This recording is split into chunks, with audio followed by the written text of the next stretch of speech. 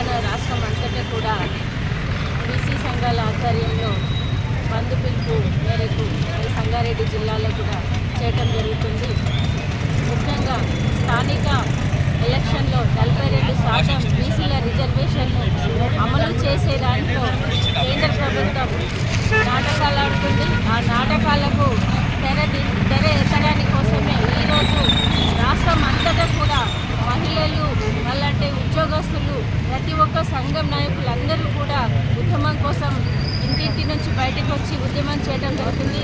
తెలంగాణలో ఏ విధంగా తెలంగాణ సాధించుకోవడానికి కోసము ఉద్యమం చేశామో మరి బీసీ రిజర్వేషన్ను కూడా సాధించుకోవడానికి కోసం మాత్రం ఖచ్చితంగా ఉద్యమం చేస్తాం.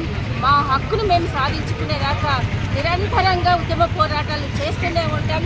ఇది మా హక్కు, మాకు ఎవరిచ్చిన భిక్షం కాదు, మేము ఆడుకోవడానికి మా హక్కు, మా రైట్. కాబట్టి ఖచ్చితంగా ఏదైతే 42% రిజర్వేషన్ ఉందో అది ఖచ్చితంగా కేంద్ర ప్రభుత్వమే అమలు చేయాల్సిన అవసరం ఉంది.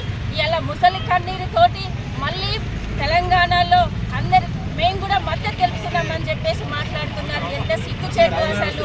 మహిళలకు కానీ ఇప్పటి వరకు ఏమి ఒరగబెట్టింది అయితే తెలంగాణలో లేదు. కాబట్టి ఖచ్చితంగా హెచ్చరిస్తున్నాం, తెలంగాణలో బీసీ రిజర్వేషన్ ఖచ్చితంగా రావాల్సిందే. రిజర్వేషన్ ప్రకారంగానే ఎలక్షన్లకు ఎన్నికలు జరగాల్సిన అవసరం ఉంది. ఎందుకంటే మా ఓటుతోటే మీరు బతుకుతున్నారు, మేమే మీకు భిక్ష వేసినాం. ఇప్పటి వరకు మా ఓటుతో బతుకుతున్న మనుషులు మీరు మాకు ఓటేసి గెలిపించిన వాళ్ళు కాదు.